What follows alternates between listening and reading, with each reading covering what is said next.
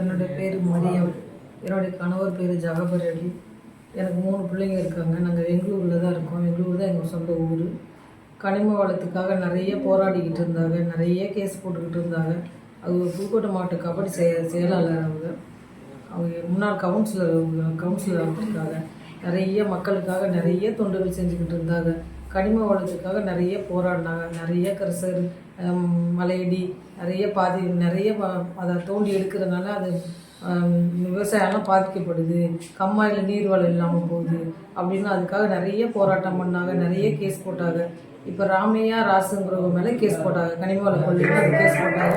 மாவட்ட ஆட்சியர் கேஸ் கொடுத்தாங்க.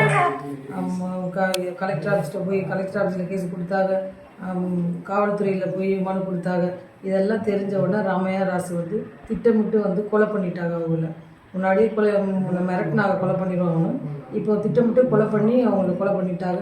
என்னையும் என் பிள்ளைங்க நடுத்தரில் விட்டு போயிட்டாங்க. நாங்கள் எந்த ஒரு இதுவும் இல்லாமல் நாங்கள் என் பிள்ளைங்க படிச்சுக்கிட்டு இருக்காங்க. 3 பிள்ளைங்களும் சின்ன பிள்ளைங்களாக இருக்குது, படிச்சுக்கிட்டு இருக்கோம். எங்களுடைய உயிருக்கு கூட எங்களுக்கு உத்தரவாதம் இல்லை.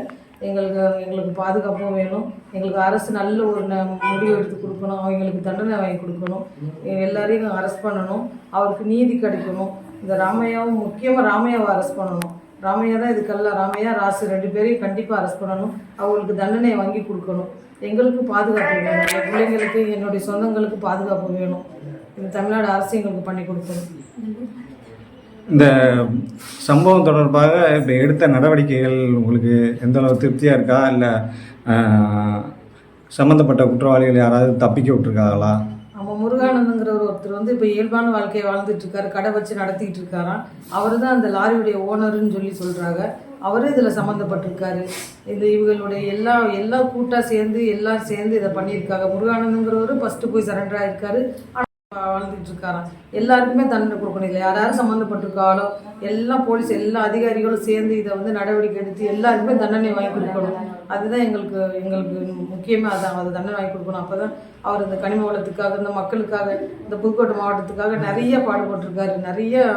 நிறைய போராட்டம்லாம் பண்ணியிருக்காரு. சென்னை போய் கூட போராட்டம் பண்ணியிருக்காரு கனிம வளத்துக்காக. அவருக்கான நல்ல நீதி கிடைக்கணும். என் பிள்ளைங்களுக்கும் நல்ல ஒரு பாதுகாப்பு வேணும்.